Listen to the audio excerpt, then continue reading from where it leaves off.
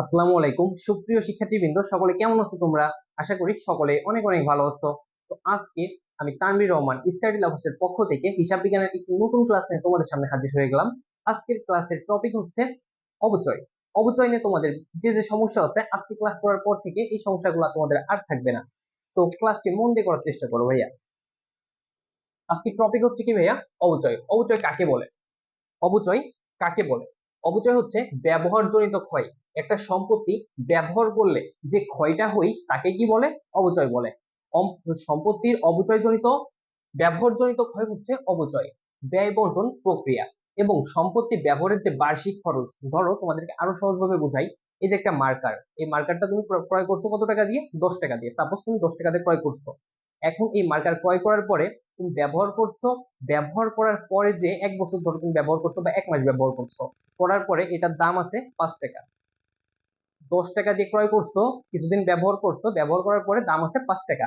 কিন্তু এই যে বাকি যে 5 টাকা নাই, এই 5 টাকা কি হয়েছে? এই 5 টাকা হচ্ছে অবচয় হয়েছে বা ক্ষয় হয়ে গেছে, ব্যয় হয়ে গেছে। অবচয় কি?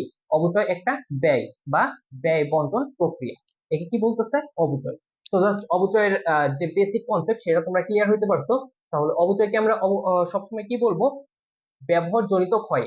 যে আমি বললাম এটা আমি ব্যবহার করছি, যে 1 মাস ব্যবহার করছি, 1 মাস ব্যবহারের পরে যেটা কমছে, যে টাকার যে মূল্যটা এর কমে গেছে তাকে আমরা বলতেছি ব্যবহারজনিত ক্ষয়। আবার বলতেছি ব্যয় বন্টন প্রক্রিয়া। ধরো এটা তো আমরা একটা ব্যয়, 5 টাকা যে ব্যয় হয়ে গেছে, 10 টাকা দিয়ে ক্রয় করছি, শেষে 10 টাকা আছে, তাহলে 5 টাকা আমাদের ব্যয় হয়ে গেছে। সেই যে যে ব্যয়টার কথা বলতেছি, এই ব্যয় হচ্ছে কি? বন্টন করতেছি। বন্টন প্রক্রিয়া, তার মানে কি বুঝলাম? এটা হচ্ছে ব্যয় বন্টন প্রক্রিয়া। এটাকে আমরা কি বলতেছি ভাইয়া? ব্যয় বন্টন প্রক্রিয়া। আবার বলতেছি সম্পত্তি ব্যবহারের বার্ষিক খরচ। যে ব্যয় বন্টন প্রক্রিয়া সে হচ্ছে সম্পত্তি ব্যবহারের বার্ষিক খরচ। এরপরে আমরা অবচয় করার সময় কিসের উপর অবচয় করি? নিশ্চয়ই সম্পদের উপরে। স্থায়ী সম্পদের উপরে আমরা অবচয় ধার্য করি। স্থায়ী সম্পদকে সাধারণত তিনটা ভাবে দেখতে পাই। কয়টা ভাবে দেখতে পাই ভাই? তিনটা ভাবে। সেগুলা কি কি? সেগুলা তিনটা ভাগ ভাগ আছে। এই ভাগ ভাগ গুলা হচ্ছে, একটাকে আমরা স্পর্শনীয় ভাবে, মানে আমরা তাকে টাচ করতে পারি। আরেকটা হচ্ছে আমরা তাকে টাচ করতে পারি না। আরেকটা হচ্ছে সরাসরি প্রাকৃতিক সম্পদ। দেখো এই জিনিসগুলা কি কি।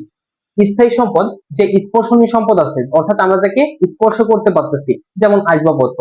ভাই আমরা কিন্তু আসবাবপত্রকে কি করতে পারি? টাচ করতে পারি। যন্ত্রপাতি টাচ করতে পারি। এরপর কম্পিউটার আছে, বিভিন্ন সরঞ্জামাদি আছে, এগুলাকে আমরা কি বলতেছি? এগুলাকে বলতেছি যে আমরা স্পর্শনীয় স্থায়ী সম্পদ। এই স্পর্শনীয় স্থায়ী সম্পদকে আমরা অবচয় করি। এই স্পর্শনীয় যে স্থায়ী সম্পদগুলো আছে, এর উপরে আমরা অবচয় ধার্য করি। কি ধার্য করতেছি ভাইয়া? অবচয় ধার্য করতেছি। আবার এই যে অস্পর্শনীয় যে স্থায়ী সম্পদ আছে, অস্পর্শনীয় স্থায়ী সম্পদ কোনগুলা? যেগুলাকে আমরা টাচ করতে পারতেছি না, ধরতে পারতেছি না, কিন্তু সেগুলো আমাদের স্থায়ী সম্পদ। যেমন আছে সুনাম আছে, ট্রেডমার্ক আছে, কপিরাইট আছে। এই যে যে জিনিসগুলা ভাইয়া, এগুলাকে আমরা বলতেছি হচ্ছে কি? অস্পর্শনীয় স্থায়ী সম্পদ। এগুলার উপরে আমরা এই অবচয়ের বদলে অবলোপন করতেছি। কি করতেছি ভাইয়া? অবলোপন করতেছি। আবার দেখো প্রাকৃতিক যে সম্পদটা আছে, যেমন ভূমি আছে, খনি আছে, বিভিন্ন বন আছে, এই যে যে প্রাকৃতিক সম্পদগুলো আছে, এই সম্পদগুলোকে আমরা অবক্ষয় করতেছি। তাহলে আমরা কি বুঝলাম? স্থায়ী সম্পদ 3 প্রকার। একটা হচ্ছে স্পর্শনীয় স্থায়ী সম্পদ, অস্পর্শনীয় স্থায়ী সম্পদ এবং প্রাকৃতিক সম্পদ। তাহলে স্পর্শনীয় যে সম্পদ আছে সেটাকে আমরা কি করতেছি? অবচয় ধার্য করতেছি। আরেকটা আছে অস্পর্শনীয়। এই অস্পর্শনীয়র উপরে আমরা কি করতেছি? অবলোপন করতেছি। আরেকটা আছে কি ভাইয়া? অবক্ষয়। প্রাকৃতিক সম্পদের উপরে আমরা অবক্ষয় করতেছি। দেখো এই তিনটা তোমরা খুব সুন্দরভাবে ক্লিয়ার হইতে পারছো আশা করি। এরপরে হচ্ছে ধার্য। এই যে যে অবচয়টা আছে ভাইয়া, এই অবচয় আমরা ধার্য করতেছি একটা নীতি অনুযায়ী। কোন নীতি অনুযায়ী ধার্য করতেছি সেটাই দেখো। আমরা চলমান প্রতিষ্ঠান নীতি অনুযায়ী এই যে যে অবচয় আছে সেটা ধার্য করতেছি। তাহলে কি বুঝলাম ভাইয়া? আমরা অবচয় তিনটা ভাবে আমরা করি। একটা হচ্ছে স্পর্শনীয় সম্পদের উপরে অবচয় ধার্য করি, অস্পর্শনীয় সম্পদের উপরে অবলোপন ধার্য করি, প্রাকৃতিক সম্পদের উপরে অবক্ষয় ধার্য করি। আর এই যে আমরা ধার্যটা করতেছি, এই ধার্য আমরা কোন নীতি অনুযায়ী করতেছি? ধার্য করতেছি চলমান প্রতিষ্ঠান নীতি অনুযায়ী। তবে আরেকটা কথা খুব গুরুত্বপূর্ণ, যদি আমরা ধার্য বলি তাহলে হচ্ছে চলমান প্রতিষ্ঠান, বাট যদি বলি হচ্ছে লিপিবদ্ধ, যদি লিপিবদ্ধ কথা উল্লেখ থাকে তাহলে আবার মিলকরণ অনুযায়ী। ভাইয়া যদি লিপিবদ্ধ কথাটা উল্লেখ থাকে তাহলে আমরা কোন নীতি অনুযায়ী করি? মিলকরণ বা ব্যয় স্বীকৃতি নীতি অনুযায়ী আমরা এই লিপিবদ্ধ বা হিসাব রক্ষণটা করে থাকি। এটা হচ্ছে এই সিস্টেমের যত যা আছে সবকিছু বুঝাইলাম। আরেকটা বিষয়, গুরুত্বপূর্ণ বিষয় হচ্ছে কি দেখো, অবচয় ধার্যের বিবেচ্য বিষয়। ভাই অবচয় যে আমরা ধার্য করব, এখানে আমরা কিছু জিনিস বিবেচনা করতে হবে। এই বিবেচ্য বিষয় হচ্ছে কয়টা ভাই? তিনটা। বিবেচ্য বিষয়গুলো কি কি দেখো। একটা হচ্ছে ক্রয় মূল্য বা অর্জন মূল্য। ধরো আমরা একটা সম্পত্তি ক্রয় করছি, কি করছি? ক্রয় করছি। ক্রয় করার সময় আমরা যে মূল্যটা প্রদান করে ক্রয় করছি তাকে আমরা বলতেছি ক্রয় মূল্য। সেই ক্রয় মূল্যটা হচ্ছে বিবেচ্য বিষয়। আবার হচ্ছে জীবনকাল বা আয়ুষ্কাল বা মেয়াদ, অর্থাৎ ওই যে সম্পদটা ওর যে আনুমানিক একটা মেয়াদকাল আছে, যে আমরা এত বছর এটাকে আমরা কি করব? ব্যবহার করব, তাকে বলতেছে জীবনকাল। আরেকটা হচ্ছে ভগ্নাবশেষ মূল্য। এই ভগ্নাবশেষ মূল্য যা বললাম যে তোমাকে, এই যে মার্কার 10 টাকা দিয়ে ক্রয় করছি, শেষে 2 মাস পর যায় এর মূল্য আছে 5 টাকা, তাহলে শেষে যে মূল্যটা রয়ে গেছে ওটাকে আমরা বলতেছি ভগ্নাবশেষ মূল্য। সেই 5 টাকায় হচ্ছে এই যে ভগ্নাবশেষ মূল্য। তাহলে আমরা কি বুঝলাম? অবচয় ধার্যের বিবেচ্য বিষয় হচ্ছে তিনটি। এগুলা কি কি?